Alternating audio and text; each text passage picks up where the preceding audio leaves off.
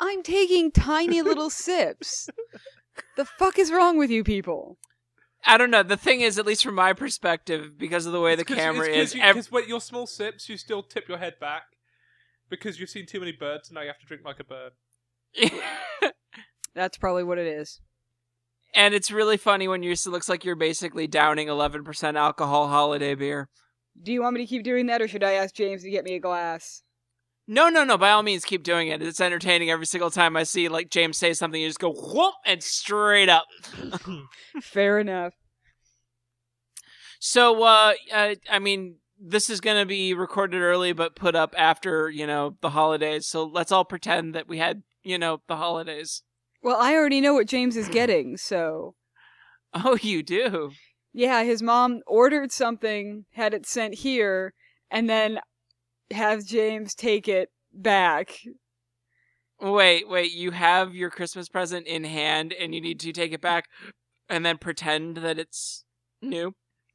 Well, what... I had to wrap it for him. Did it get sent to you? Yes. Not me, him. Okay. It got sent to me in the office. It got sent to you, but then you were instructed not to open it, to give it to Amanda to wrap it? Sort of. I just, if I, there were ways I could do this without knowing what it was, and that was those ways. Okay, I was hoping that there was like a letter with detailed instructions letting you know how best to obfuscate the thing that you got for Christmas or will be getting for Christmas. And then I have to give the letter to Amanda, and the bottom line of the letter is, kill the person who gave you this letter. No, it's going to be a series of backwards letters that activate her, and then she kills the person who gave you the letter. I would love to know how to activate Amanda. That would be amazing. Sleeper cells, James. Sleeper cells. Huh. Okay, they said the Lake State player hit the guy in the head. With what? God knows. One of our players got ejected. And so now we're losing 2-0. Okay. Fucking game. It's okay, the Lions play the Eagles tomorrow. Yes, except if this is being recorded well before that point. Oh, yeah. That should be really easy because there's only 6 members of the Eagles.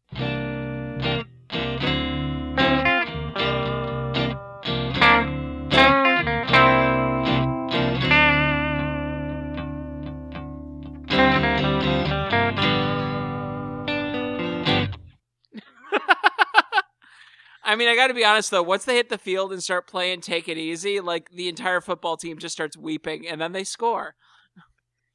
I would actually watch that game. What, you'd actually watch the Lions weeping, so it's like, now it's your turn. Yes. Yes. Oh, God, I'm so full. I'll never eat again. Yeah, you say that until tomorrow. Yeah. Yeah, it's true. That's the great thing about eating a bunch of massaman curry. It's actually quite light. It's not a heavy meal. It's we just ate a lot pork jerky too. Yeah, we did. That was really good. Wait, pork jerky? Oh, you did the pork jerky. Oh, that's really good. Yeah. Yeah, I missed that. And this time they don't have that at my place here. Well, this time we didn't have a cat trying to eat it because we were at my place. Yeah, Okay. last time we ate over at my apartment, he was like, Hi, that smells like meat. That is meat. He was licking the box. He was. He's licking, licking the outside of the box. As well he should be. It's fucking pork jerky. It's really, really good. You're an animal that I never get to eat in the real wild. Did we give him a small piece of it last time? He got about 3 or 4 bits. I thought he did, yeah. Not that I spoil him or anything. Oh, God. Heavens, no. No, God. Because I was the one that gave him those bits. Yeah, that's been established, James, that you spoiled him. That's why he was a trim, lean machine by the time she got him back. It's true. He's still slimming down, which is nice. He also learned so many good habits from me. You also never cut his nails. I did cut his nails. He's such a whiny little bitch about his nails. Well, all I can think of is he's such a whiny little bitch. What are you saying? Like, he told you I didn't cut his nails? That whiny little bitch. No, I will fucking beat him. I have a scar on my calf from one of the times I tried to cut his nails.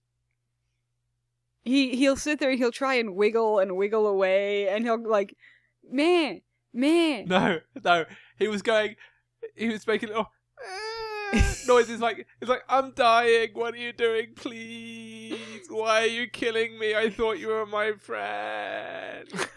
And then he just wriggles and wriggles and wriggles, and so to make him sit still, I have to tie his hind feet together and put a sock on his head, and then I'm basically torturing him.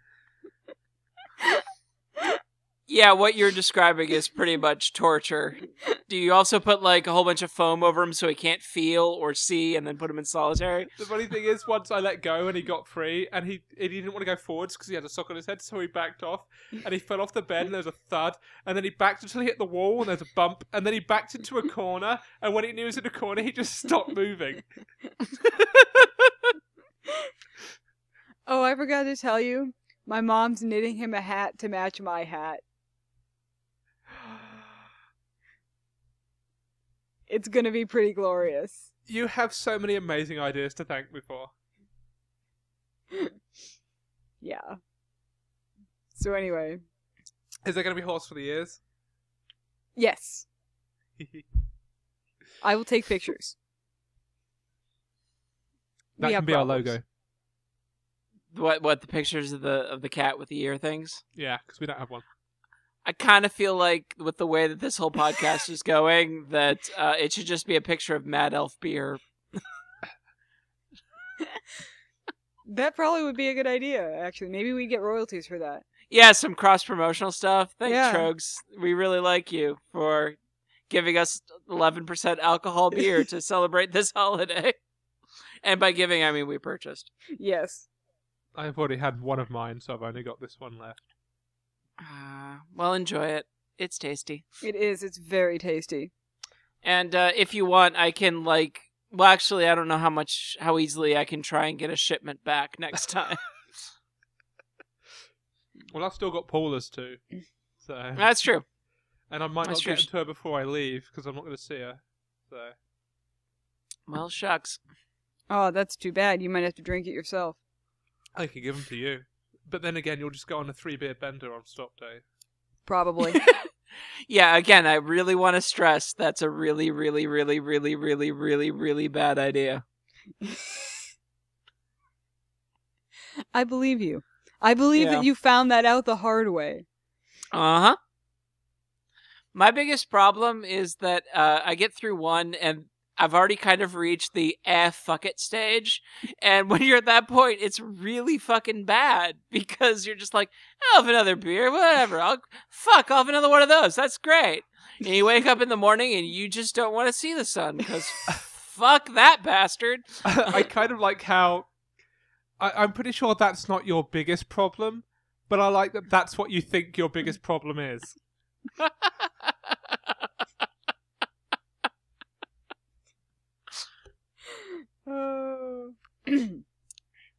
So, James, you want to start us off? Sure. Okay.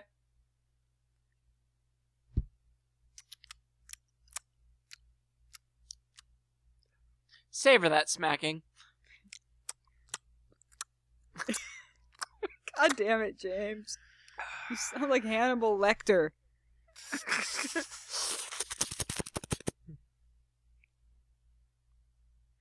Anyway. You have nice fingers. Curtis? If James, that's not what a ladyfinger is, okay? That's not what ladyfingers are. I just thought for some reason she was gonna go, Curtis, I need an adult. I was just gonna say if I don't come online at some point in the next couple of days, please call my parents. No problem. We'll know where the body is. Yes. I wouldn't do anything mean. So you want to start us off?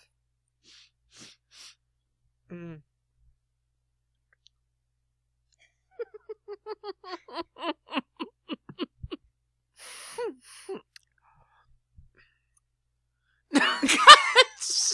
damn it.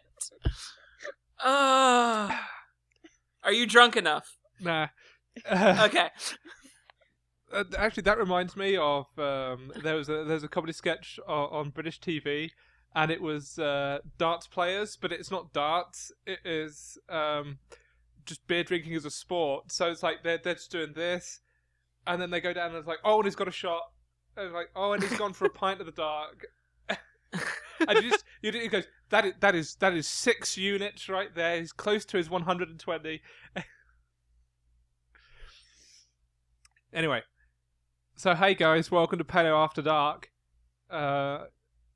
Yeah, we're here. Okay. We're talking paleontology and stuff. Particularly, I guess, stuff. Nomenclature this year. Yeah, fuck that. We're not talking about that for a year. This year, all we're doing is talking about names. We're going to start from A and move all the way to Z. Today is Aardvark. James. This is coming out the last podcast of the year. Okay, you're right. This year, we're talking about names. For the rest of the year. Yep. Technicality. Boom, motherfucker. Damn, we're good. Oh, yeah. So, names. What's in a name, James? Letters. Yeah. That's actually true. Depending on your perspective, fuck all. Well, I mean, I guess technically you can have names that are just characters that aren't letters. You mean like the artist formerly known as Prince? Or any language that's in like Chinese, Japanese. I guess Korean technically has an alphabet. Sure, that's they're synonyms of an alphabet. Characters are synonyms of alphabet. I guess. Yeah, in a way, it's a little weird when you have just straight symbols for things. It's not quite the same as like the Phoenician alphabet with letters. Yeah, Chinese is different. But I mean, they're still symbols that represent things, and that's all an alphabet is. We're just familiar with the alphabet, so we segregate it off from the rest. Well, this comes up with, I guess, the philosophical question I was trying to hit at with fuck all, which is there's sort of two camps as far as naming things. You're either naming things to be descriptive using like Latinate roots or Greek roots to try and go through something that describes the thing you're talking about, or you acknowledge that a name is just a random assemblage of sounds that we give to something, and you can use anything to name anything. Hasn't that happened recently? Hasn't that happened recently? Well, I mean, all I remember is the trilobite Pandaspina pyga Sex Pistols eye. Actually, I don't think that's Pandaspina pyga. I can't remember which one that one is. But yes, there's a Sex Pistols eye. There's a spider called Pink Floyd, yeah. Yeah, there is. And isn't there some like almost completely unpronounceable name that's based off of the not Latinization, but some form of Russian? Not Latinization, but some form of Russian. No. Some form. Are you talking about the last paper that I was on? Maybe. I don't remember. I remember you talking about it at some point. Because I remember we were talking about the Latinization of Chinese and how well, I mean, this is sort of putting the cart before the horse, but one of the rules of nomenclature, which we'll probably get to later, was that it used to kind of have to be Latin or Greek or something. I mean, they are Latin names. Yeah, but they don't strictly have to be Latin names. But the example you're thinking of, the Russian names, is the names of the Chasmataspidids in the latest paper that I was second author on. Okay. And they're like almost completely unintelligible. No. Lead author listens to this podcast. They are perfectly good names. Oh. I kind of think that probably Russian people could pronounce Russian names. Well, that's a fair point. Yeah. Yeah. Why are you so Western biased, Amanda? Why don't you go to a foreign country for once? You're talking to somebody who gets grumpy over the fact that people mispronounce Chinese words. There's a Chinese trilobite called that's Han the joke. Solo. What? There was a Chinese trilobite called Han Solo. Oh, yeah, I knew that. It's the only trilobite known from the region which is the seat of the Han dynasty. So you're saying they got it naturally? I guess. It's probably meta. I'm sure it's a joke. It's a joke. Oh, okay. See, this is my problem. I take everything seriously.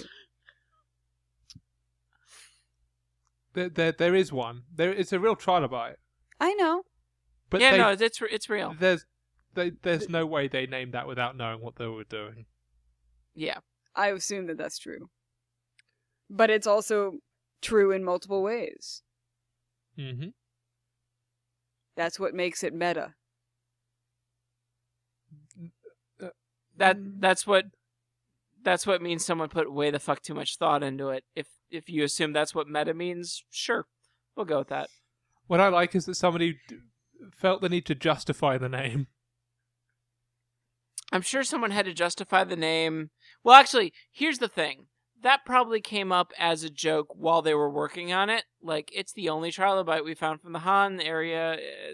It's Han Solo. And then they're like, fuck it, let's name it. And we could do that as the justification because we obviously don't want to say that we're naming it after Harrison Ford's character from Star Wars. Yeah. I would say that, though. Yeah. But, the thing about it is, even though a name does technically, at least in a philosophical sense, mean fuck all because chair has no meaning other than the sounds that we give it, people still like to. I love you.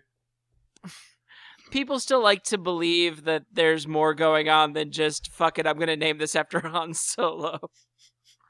But it's a label. And it's a useful label. You'll try to add a descriptive term to it, but it's a label.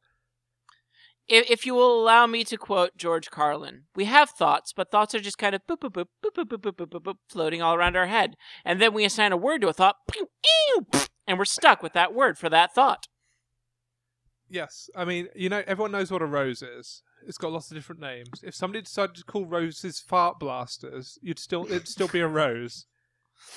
Yes, if we had gone back in time and changed rose to fart blaster, and changed farts to roses. Amanda and I had an idea once that we'd add in a junior synonym for flamingos, and we'd call them fuck-off gulls, and we'd get it out in one paper. And so officially, the flamingo, or fuck-off gull, is... You just want to have it in there in the ICZ Yeah. so that they have to reference it? Yeah. I'm pretty sure there are safeguards in the ICZ to make sure that you don't, either put in just terrible jokes or insults to other people. Like, you can't name a new species of skunk after your worst enemy. Well, you can, as long as they don't know that's what you're doing. Yeah, but there are bodies that check for that kind of shit, right? Like, not only really, just the the review process. but it doesn't. It doesn't always get caught, right? Because I've heard of stories like that happening. One of my advisors, a paleobotanist at my undergrad, he found some sort of pond scum, named it after his advisor, who he didn't get on with. So yeah, it does happen. Well, okay then. So I guess, what's in a name, James? Why do I have to do this? I don't know, because you were the one who was interested in talking about naming things. You suggested this. I could try to explain it, but I have no idea what's going on. Naming? Like, naming things. Well, I know what the ICZN is. It's the international governing body that oversees the rules of nomenclature when it comes to species and genera and shit like that. I don't know how the fuck any of it works, but I know what it is. how it works is you find something, you think it's new, you name it, you publish it, and they then have to deal with that. Oh, really? That's all that it is. Yeah. Pretty- There's issues with online publication these days. You need to register your names as well. But it's very easy to put a name out there. It's just if it is obviously something else that's already been named, it will very quickly get synonymized, and then that name will never, ever, ever be used. So I guess just really quick to clarify, synonymizing taxa just means that some researcher comes in later on and says, you've named something as being distinct and new, but it's actually this other thing that's already been named. And so they link that to the older taxa and basically say that this thing that you said was new is actually just this older thing. And that we call that synonymizing. Yeah. There's a difference between objective and subjective synonyms. Objective synonyms are when two different species have been named off exactly the same material, because with naming we have this concept of the type, and the type is the specific kind of thing or the specimen that the name is attached to. Yeah, and there's only one of those. And that's what you compare everything else to for diagnosis. So sometimes people will have named the same specimen different things, and when that's the case, they're objective synonyms. There's no arguing. The type is the same. They're the same thing. And then subjective synonyms are when, say, you've got one population and somebody has taken another individual from the population and said, oh, this is a new species, but everyone else thinks it's just part of that population. They're then subjective synonyms. You can never say they definitely are the same thing, but general consensus is that they are the same thing. And I mean, that can happen not just within populations or localities. You can also have, good examples. Let's say there is a trilobite in Oklahoma and there's a trilobite in Virginia. And one guy names the new species in Oklahoma, but a guy comes in later and says, if you really look at the stuff we're getting out of Oklahoma, it doesn't look any different than the stuff we're getting out of Virginia. So it's likely that this is just the same species and that it occurred in two different locations. Mm-hmm. That would be another subjective synonym. So, yeah, I guess when we're naming anything for paleontology or for zoology or any of these kind of biological studies, when we're naming a new species, we typically have to have what's called a type specimen, a single specimen through which we compare all other specimens to as a means of sort of comparatively design, as a means of comparing other specimens against that to determine whether or not they have the diagnostic criteria to be included within that species. Yay, Yeah. nay? Yeah, Yeah. Okay. Sorry, guys. And My the foot's issue- really itchy. I know. That's It's fascinating. Okay, so she's itching your foot, and you're staring at her itching her foot. Yeah, it's kind of weird. I'm not. What were we talking about? Right. Types. Types, right. And I mean- names, types. You have a story about Archaeoraptor that's very pertinent that you know very well.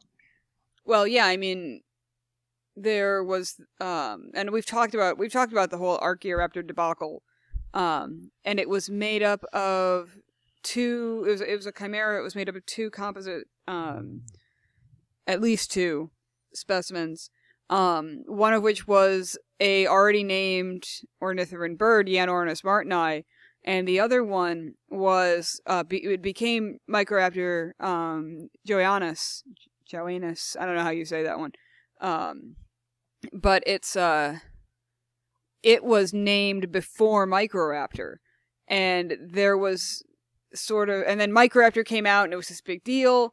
And then they found that Archaeoraptor is a composite, and it sort of became this big deal, and for a while there was kind of this debate over, well, technically Archaeoraptor was named first, and I use the name, the verb named kind of loosely because it was named in an issue of National Geographic, which is a horrible idea on many different levels.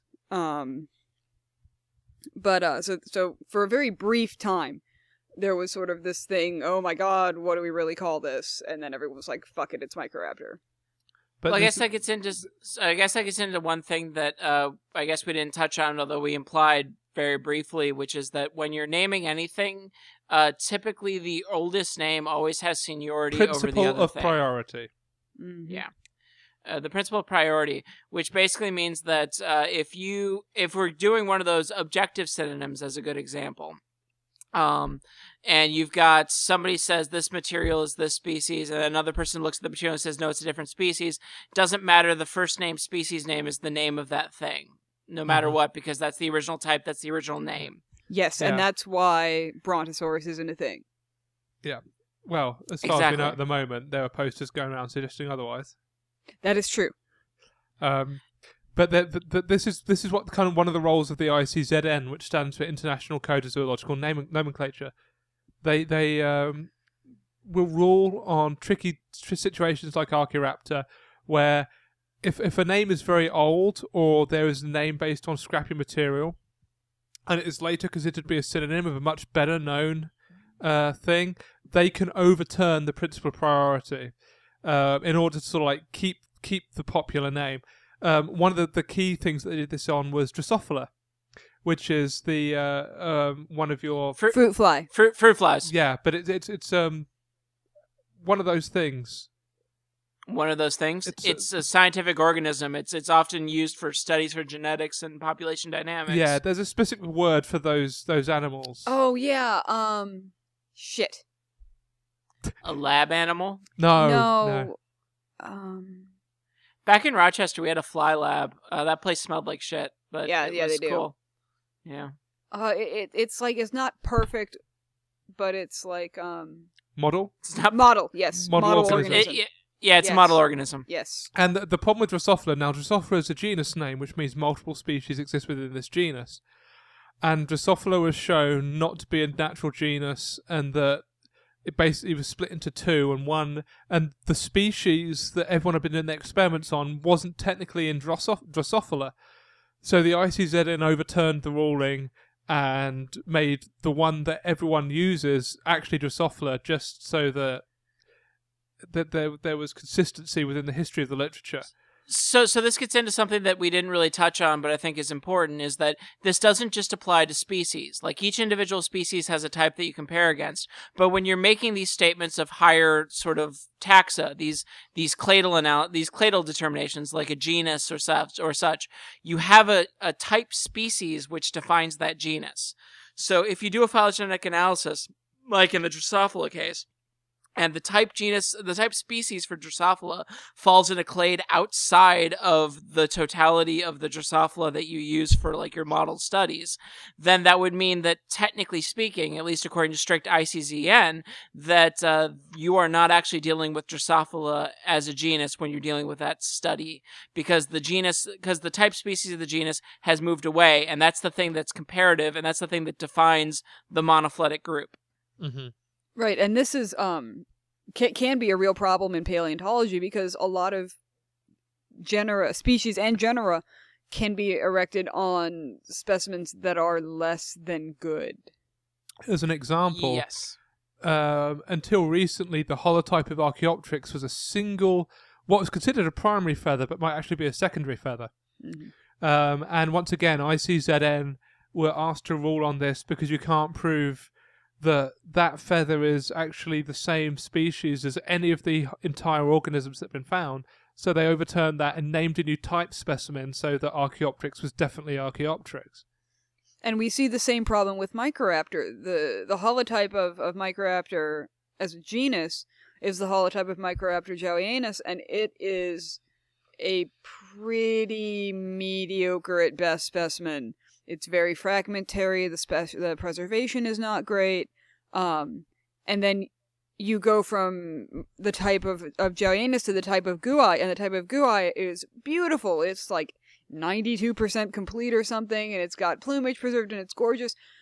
But it has a lot of characters that you can't directly relate back to Microraptor jowianus, because Microraptor jowianus doesn't have forelimbs.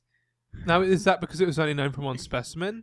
Or? Yes. Okay, and that's very different from a phenomena I've noticed. Basically, when you have a number of specimens and you're naming a new species, it's generally best to pick the type from the most complete one.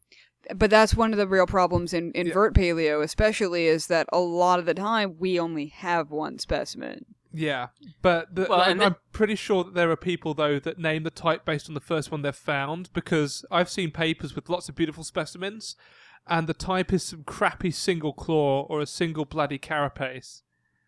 Well, and this stuff can get really interestingly complicated when we start to add in your subjective synonyms. Mm-hmm. Like, in sort of examples, not naming specifics, but things that I know have potentially happened, where you have a situation when someone makes a synonymy of new material that they have with older material that's very crappy, and then erects a new genus based off of that, but they name that species as a synonymy. Now, if that isn't actually the same species as what they synonymized it as, then even though they erect a new genus off of that, the genus is named after the species they synonymized and not their original material. And that means that even though they might have a new genus, a new monophyletic clade, that clade, that genus, is a junior synonym of this whole other group. Yeah, and so the genus name will get sunk, even though it makes no sense. You'd need to apply to the ICZN for a special ruling. The trouble is, because they consider themselves to be very swamped, unless it's something that like is regularly in the news or something like that, or is cited a lot in the literature, they're not going to care and just tell you to suck it up. Yeah, pretty much. And so you just end up having to name a new genus. Yeah.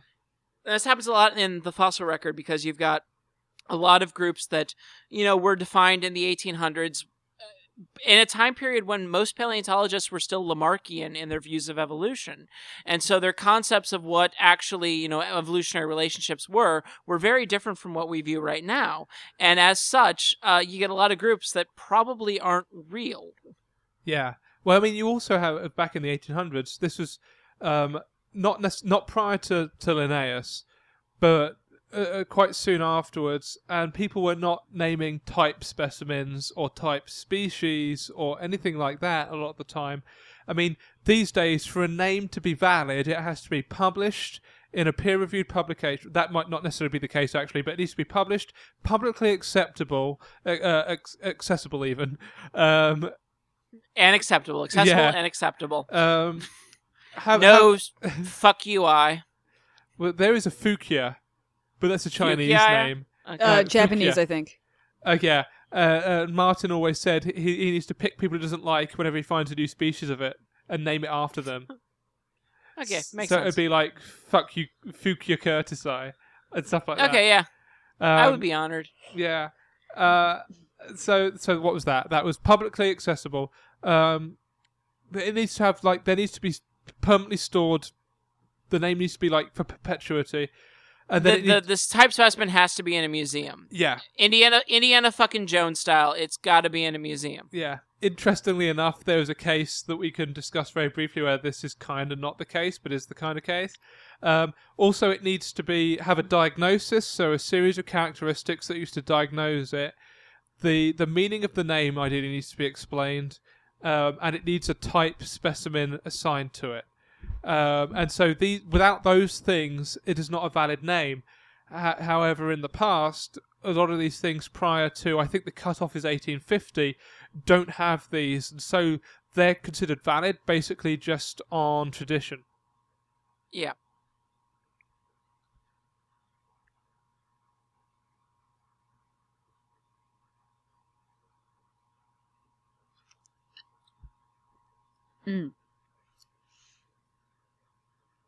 So there are a lot of rules for naming things. Yes. I wanted to see how long that would go. So yeah. So Okay. yeah, lots of rules for naming things. So what's your story for the thing? Yeah, well, the thing, the story of the thing, The story like that place, where it and all may those not, people that were involved in it, it may not really be in a museum. Well, okay. So, as Curtis mentioned, type specimens or any specimens that are described need to be in a museum so that other people can access them and study them. I've come into this problem with some of the material I've looked at and other people have published on is in a private collection where the guy himself is an academic and everything is. If you contact him, you can go and visit, and he's eventually going to put it all into the stuff, but it's into a museum, but it's technically in a private collection, and so you're not technically meant to publish on it. There was a paper out rather recently naming a bunch of Metriorhynchiid crocodiles.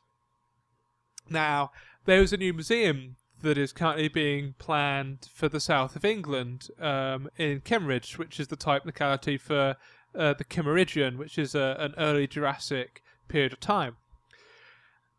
And one of the specimens that they describe has an accession number for this museum. This museum hasn't been greenlit yet. So some people were saying that they weren't very happy about this because the museum could still get its funding pulled and might not actually happen. So technically what you've actually done is described a specimen based off a very well-curated private collection at the moment. Okay.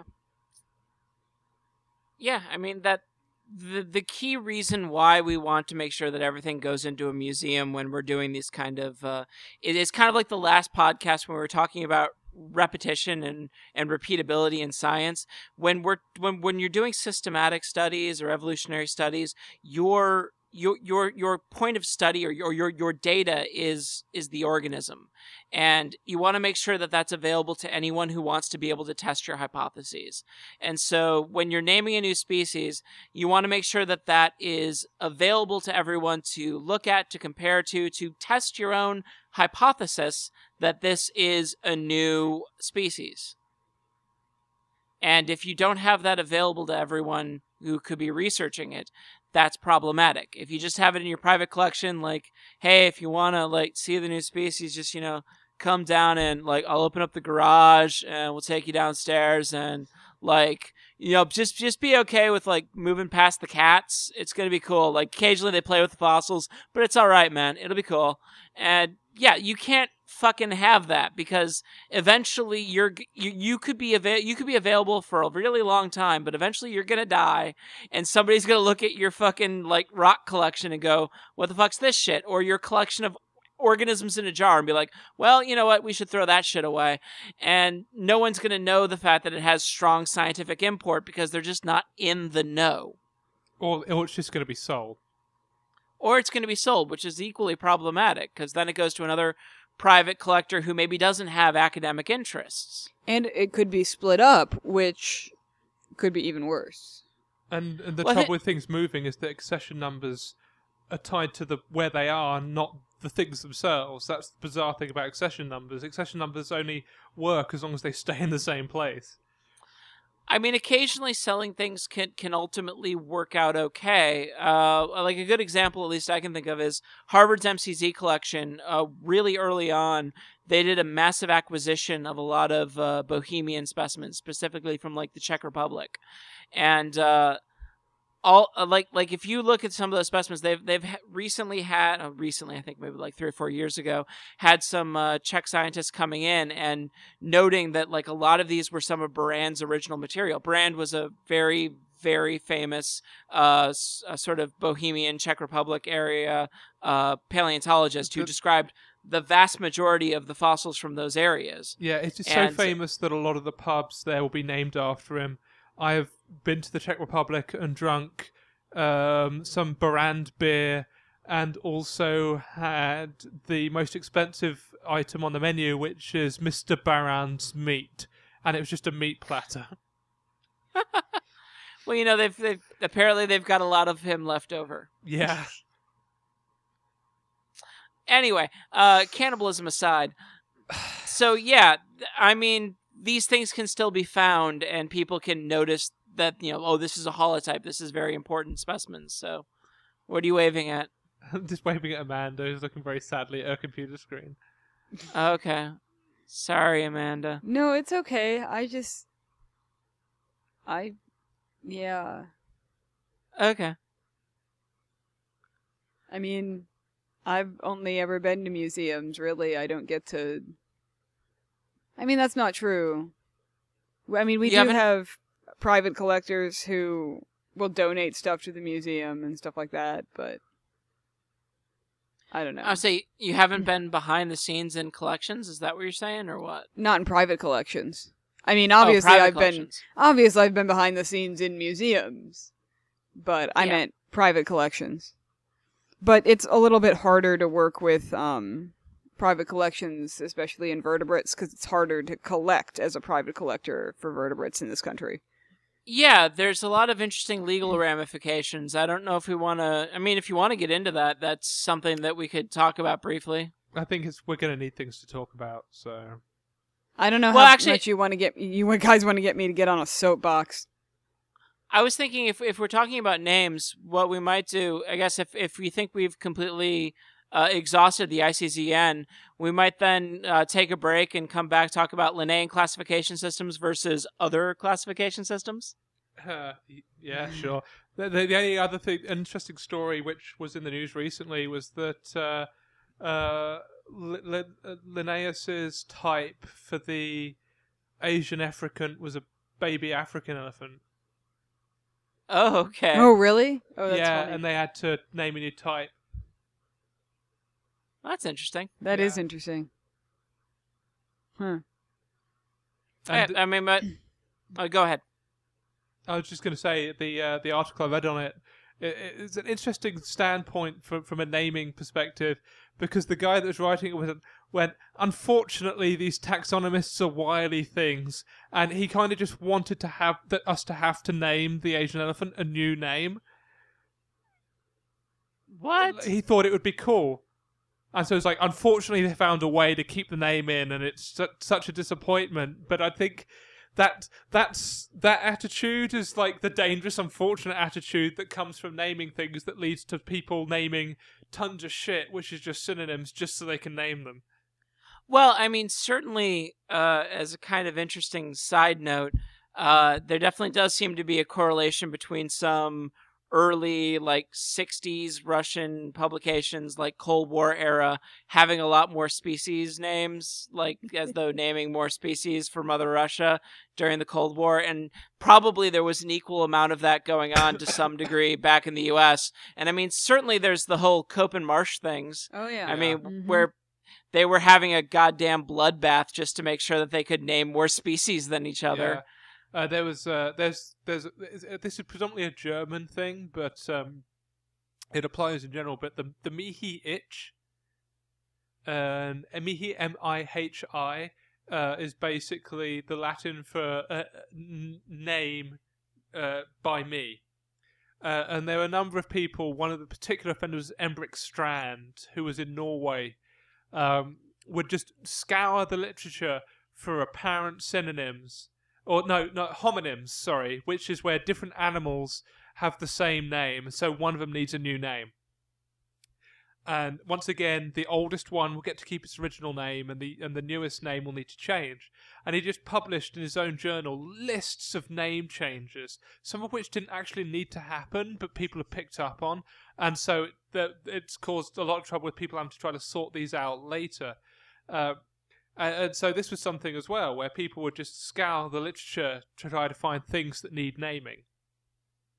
Yeah. I mean, I don't know, maybe it's a legacy thing. You know, the more species you name, the more things have your name on them as far as a legacy. Yeah.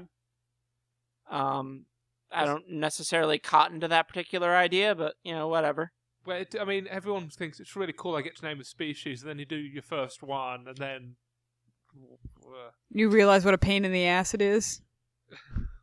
It's not that bad, but once you've done one, and then you know. So after all that, want to take a break? Sure.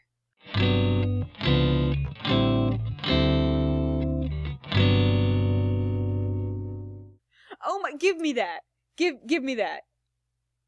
Curtis, we bought this morning. This is what he bought at the store this morning. Notice that it is gone. He will not die of scurvy.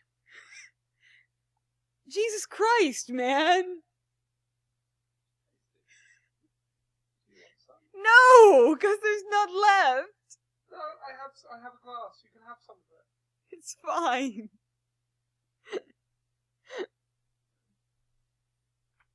Jesus, that's a lot of orange juice.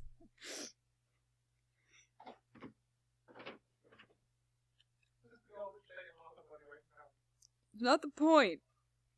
Curry is not one type of thing. There were potatoes and carrots and tofu and rice in that.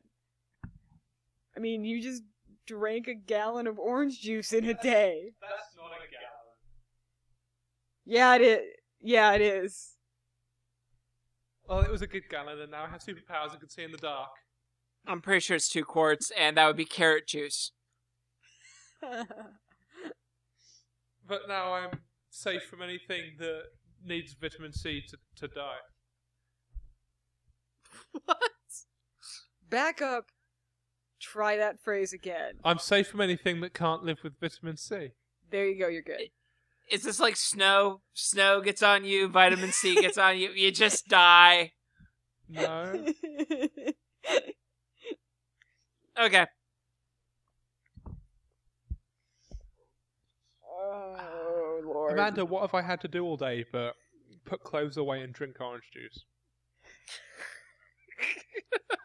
One of those things is not a have to.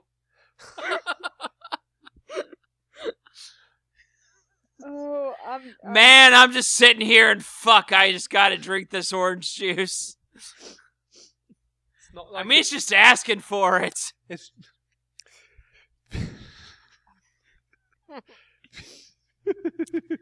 Do you have something to say, James?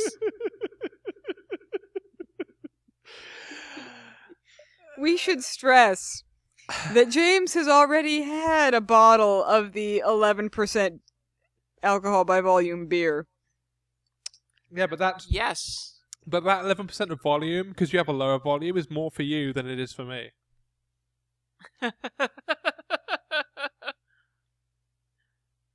Well, fuck Sure, it. Since we're going to start talking about Phyllocode and Linnaeus stuff, I'm going to start drinking this faster.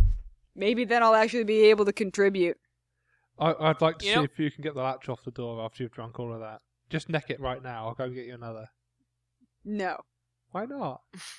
because I haven't taken that test yet. that's the It's- point. That's... You know that's not going to make any difference. I didn't mean it that way. Let's get this What- over with. What way did you mean it, James? Amanda, again, you need to learn to pick your words better.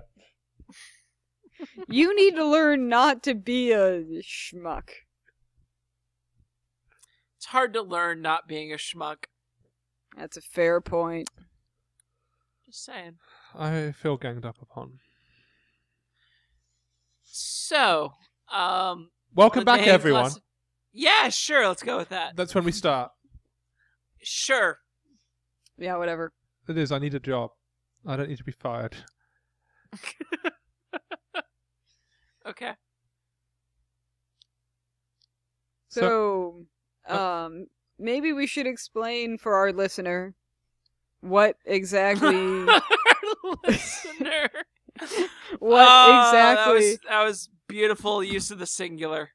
what exactly is Linnaean taxonomy versus Phyllocode. I like how I just sort of split taxonomy into 2 words there. Yeah. Okay. Anyway, it's traditionally what we've been talking about with the ICZ.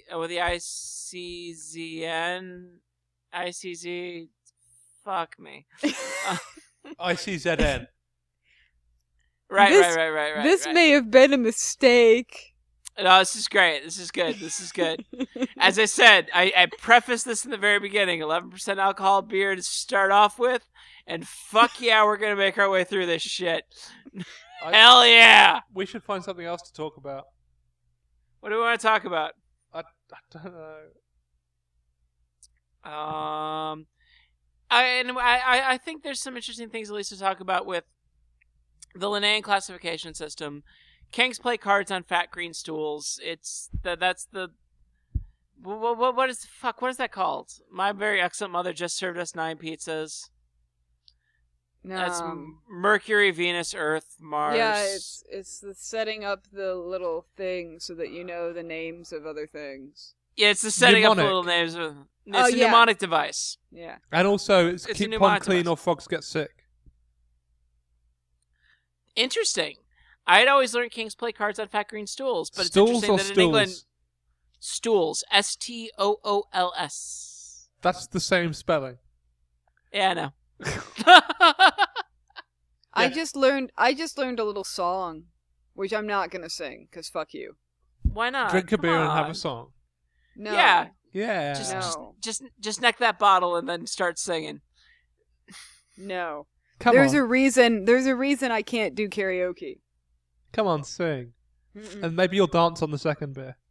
No, do not force her to. No. No, it's okay. Before I did that, I'd break it over his head and stab him with it. You can't reach my head. Then I'd break Wait. it on your desk and stab you with it. This would break the desk. And you wouldn't stab me, because then you'd be lonely. I have the cat. Anyway. Kingdom, phylum, class, order, family, genus, species. This is the sort of descending ranking that we use for all our classifications of animals. Namely, that the largest ranking is like the oldest split or the most generalized similarity, and then we keep going down from kingdom to phylum to class to order to family to genus to species. With species being the fundamental unit, that sort of unique bit of evolutionary history that is separate from what? I've just realised, based on mnemonics, the most fundamental unit is either a stool or sick.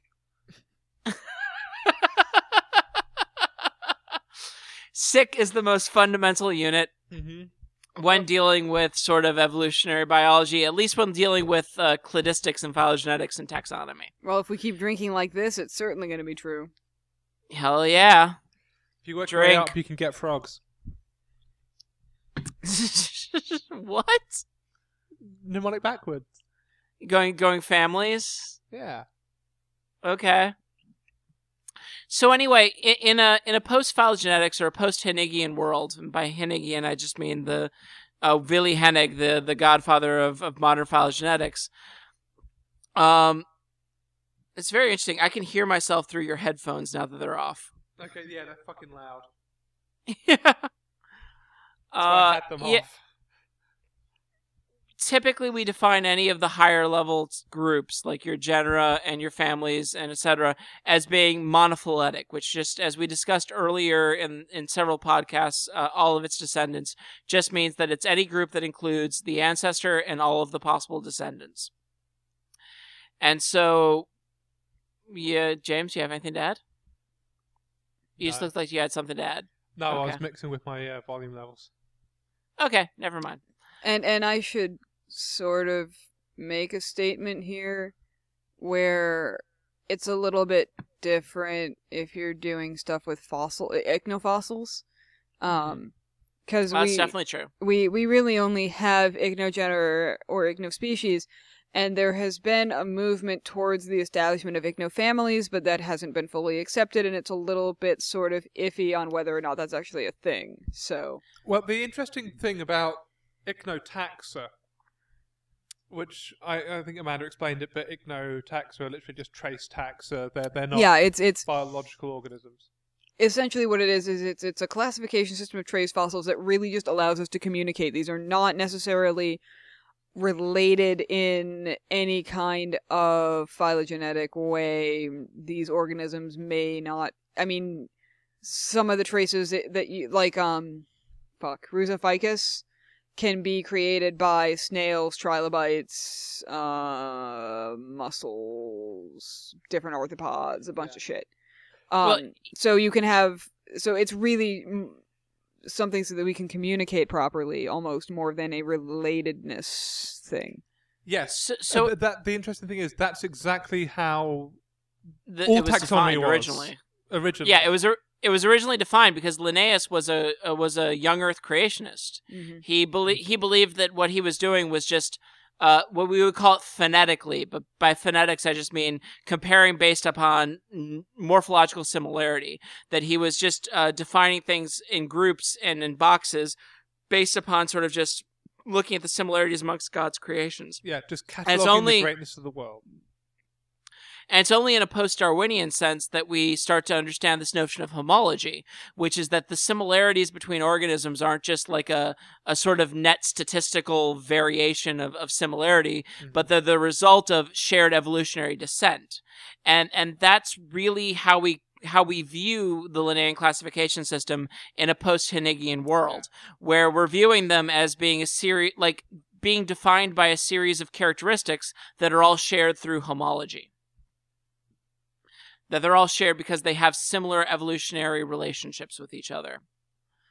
But this does pose interesting issues because since they aren't defined phonetically, there is no like X amount of variation until you get a genus and X amount of variation until you get a family, which is how it was originally defined. It does mean that what a genus is compared to another genus is largely a matter of subjectivity. Like, you can have a genus that could have 2 or 3 individual species because, for whatever reason, due to taxonomic convenience, that specific group is really distinct and deserves to be named.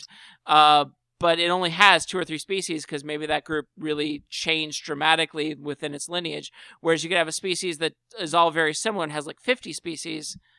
And is it fair to compare those 2 genera to each other? And so those kind of limitations have led some people to try and do a classification system divorced from Linnaeus, which is where we get phylocode. And phylocode is basically looking at trying to name individual nodes on a phylogenetic tree, as opposed to looking at like naming groupings and saying, okay, well, this group is a genus or this group is a family. It's trying to name each individual node, or basically by node, it's like every single clade essentially that you would be possibly having on a tree can be named in phylocode. What becomes potentially problematic with this, I guess, and nobody has anything to say about this? I don't like phylocode. Yeah. And if I was more sober, I could probably explain why, but right now I'm just going to say I don't like it and leave it at that. I'm leery about getting too into it because I don't want to start sounding vitriolic. The problem with phylocode is the names themselves inherently become meaningless, and maybe you shouldn't name every node because we know that nodes vary a lot between.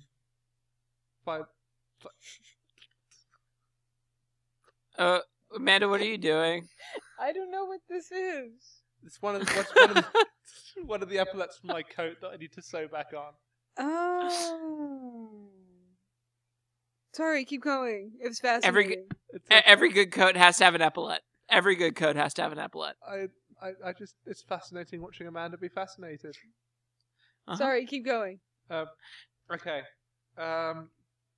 The problem with phylocode is naming every single node we discussed previously, like naming a whole bunch of spurious species is to just name them. You potentially run into the same risk of just naming every single node. Yeah. Plus in phylocode, every single node that's named stays in the record. So even if a new phylogeny changes things around, there's still this grouping that includes this and all these. It's almost weirdly like independent of strict monophyletic clades. Yeah, it's almost like the goal is to name every possible grouping, not every actual grouping. And exactly. I mean, now this is just me. This is me from being a non phylogeneticist, probably. But when it comes to nodes, do we have specimens, or are nodes? Would that be a specimenless designation? This is an important thing when you're dealing with like the strict philosophy behind phylogenetics. When you have 2 individual species that are forming a sister relationship, it's usually very like it's human nature to say, oh, these things like one maybe derive from the other, but you never know that. What you're actually suggesting with the tree is that there's a node, which is a hypothetical ancestor. Right? Now, I understand that. There's no actual specimen for that node. Right, and that's kind of my issue with my issue with naming that node is that we don't have something tangible and physical for that. But the trouble is, you're naming a concept. So like these 3 species are this thing, and so you don't pick one type species because this thing needs all 3 species in it to be real. Right. That's No, the that rather makes sense. bizarre, very literal way that they take it. Whereas the kind of nice thing about Linnaean taxonomy, the way it's applied today, is there's this concept of a group. They have these characteristics. Things can move in or out of that group as we get to know them better. But there is a kind of that's thing like that we what Curtis understand. was talking about, where it seems like we'd have this big problem with as things change. We're always finding more information. We're always adding to our data set, and if you want to just start naming nodes and shit, that's gonna start changing. Yeah, every time you do a new thing, you might end up changing. And at what point do you want to do something that's going to stick in the history for that? And I mean, I think it's important to note, at least right now, that since neither of us are really large proponents of phylocode, this is admittedly potentially a straw man hatchet job of the particular idea. But that being said, there is a certain, even though there's a subjectivity to the genus, and it was never ultimately like designed with the intent by its creator. Well, creator's a really weird word for that. But Linnaeus's intention of the genus was never meant to have any evolutionary significance. It's assigned an evolutionary significance because we've looked back at what Linnaeus's pattern was. Basically, that there are things that are similar to each other, and we've discovered, I should say, that the reason for that similarity is evolutionary relationship, and therefore we have sort of equated a true genus with a monophyletic group. And in doing so, I mean, there's a simplicity and a functional element to it. And if we really get down to it, things get really complicated if we have to name each node. Whereas there's a very simple functional element of just naming a group, and that's it.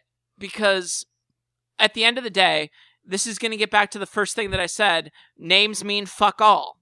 A name is a thing that we can point to say that this is what we're talking about. When I say a chair, everyone has a fucking general idea of what a fucking chair is. And we can have a conversation about chairs because we all have the same or similar concepts of what a chair is. And all we need for a name is just that broad categorization to work with. And that's why occasionally naming nodes is useful. I've done it myself when I've ended up talking about, well, there's this group does this, and beneath that there's all this paraphyletic grade of stuff which doesn't really mean anything. So I've ended up talking about the clade inclusives of this, this, and this, but not this, this, and this. And then it's easier to give that a random arbitrary name because it's easier to discuss it then than it is to try to constantly say this group which includes this, this, this, this, and this. Well, as far as naming nomenclature, naming conventions, I always go to, I'm wearing my badge of honor as a KU student with pride, but I always go to the conventions of Wiley, 1970, was it 1973? Where basically if you've got a group that you know, that if you need to name it something, but it's an obvious paraphyletic grade, you can put that in quote marks to denote that it's not a real group. You can do, but I don't name. I just I will literally say this group, which I know is not monophyletic, and then things which are in this larger group, like total group, but not in this group. So I named Diploperculate. But isn't that naming a paraphyletic group, or are you just not naming that group? You're just designating it. I'm designating not naming it. Which is basically the same thing. If you've got a paraphyletic grade that goes into a monophyletic group, and then you just sort of put those things that are paraphyletic grade as the monophyletic group's name, but in quotes, you're doing the same thing. I know. The trouble is people don't realize that's what's going on and will sometimes start treating that as a real thing. Well, that's problematic, but that's why in your paper you cite what you're doing and why you're doing it, and if they don't look that up, that's their own fucking problem. I would say I'd hate to be fucking cynical, but yeah, it's their own problem. Yeah. The Linnaean classification system, my personal opinion is if it ain't broke, don't fix it. Yes. But I can understand. I can understand the ideals, like the basic concept of phylocode. I can understand the appeal because you want to try and get, like, we have this phylogeny, we can get so detailed, but But ultimately, I think it's misconstruing a few things, because with the Linnaean classification system, the classification is a hypothesis, and the phylogeny is a hypothesis as well. But when you start naming each individual node, you're treating the hypothesis as though it were concrete fact, as opposed to something that can constantly change. That's very true. There are some proponents of the phylo-code too that will say that the names shouldn't be names; they should be designations. So you'll have node 1, node 2, node 3, node 4, species 1, species 2, species 3, species 4. That's just as useless as not naming them anything, because they're not going to. There's going to be no with a unique name. There's an image that comes to mind, and that's how you communicate things. Yeah, I mean, we are the it'd be Borg. like, Resistance is futile. We are the Borg. Resistance is futile. Lower your shields and name your species 1056789. yeah, it's like if you have a paper about trilobites and you're like, yes, we have species 1, 2, and 3, and then someone else has a paper on theropods, and here we have species 1, 2, and 3. Are you using the same species? Obviously not, but you wouldn't know that if you just took the tree out. I've certainly seen a few papers which were non-committal about naming species, but were just like, we have species 1 and 2, but they didn't want to name them for some reason. Either they didn't think they had adequate holotypes, or what. I don't know. I mean, that's different, though. That's just like, hey, we have this thing, we know it's a new species, but we're not exactly sure what's going on with it, so we're going to hold off naming it for right now. I agree with you. When you're just naming it 1, 2, and 3... and off of node 56 of group Y, as I said, it's we are Borg, resistance is futile. Yeah. I am 7 of 9 trilobite. Yeah. Well, it's like, in some stuff that I've worked on, I've used, enantiornithines that haven't been named yet. But we know they're enantiornithines. We know they belong within this clade. We just don't know exactly. Enantiornithine indeterminate, enantiornithine spur. Something exactly. Like that. Spur. Yeah. And so they just haven't specifically been named yet. Yeah. Which I guess if we want to get into more just complete weird ass minutia for ICZN, we can go into, sorry, James, I'll make you feel better. ICZN. Oh God, that fucking hurt my soul. Anyway, you look dead inside. I'm sorry. And anyway, when we're unsure of something, we can but we know that it exists in a specific group. Like we have a good authority that it's probably in this genus. You can name something SPA because you don't know whether or not it's a new species because you don't have good enough material. Mm-hmm. Other examples are like CF or AF, which is like what affinity, and what is CF? AFF is affinity, so it's this thing, but it's probably close related to this species. And CF is we're not sure, but it's compare it directly to this species. Yeah. Yeah, CF is when it looks so much like this one thing, but we're not quite sure it is that one thing. Yeah. Basically, you're not quite ready to commit to the subjective synonymy that we talked about earlier. The other thing you will get is, sorry. Oh, go ahead. And AF is just, it's so much goddamn like that thing that it might just be a populational variation of that thing. And then you also get inserte sedis, which is often when you've got a species named, and they go, oh, it's in this group, but fuck no where in this group it goes. Yep. And anyway, that like came to mind, and I thought that was like a conversation topic. Yeah. Yeah, that happens all the time in trace fossils. All the time. All the time. Does it happen all the time? All the time. Okay. I used it in my paper that's going to come out soon. Yay. Hooray. I never want to see that paper again. It's okay, I don't read mine. I would say that's pretty much how everyone feels after they finish a paper. Yay. Science is great. Yeah, it is. Yay. Well, does anyone have anything else they want to add or talk about?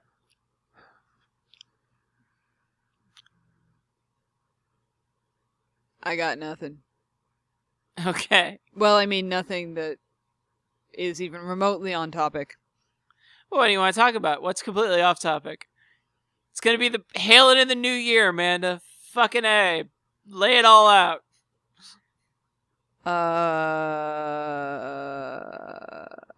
don't know. Okay. James?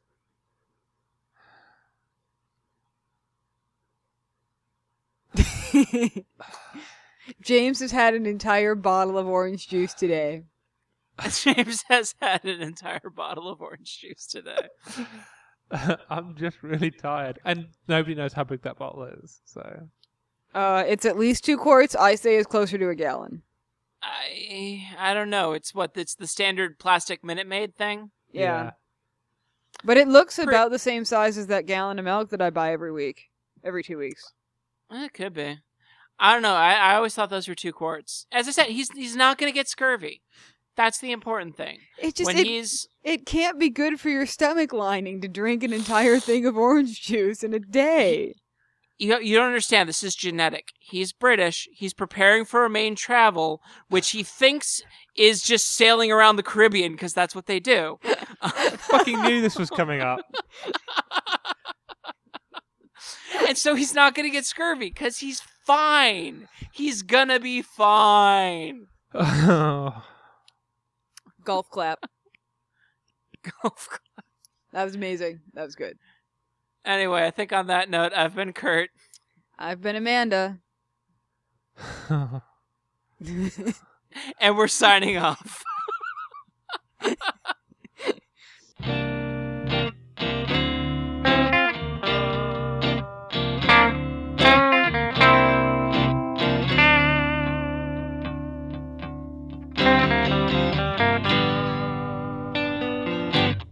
I guess that's just sort of become your signature, James, that exasperated sigh. This is just really hard right now. I'm sorry. Well, we're done, so it's okay. Yeah. You know what? Happy New Year, Paleo After Dark. It's been a hell of a year.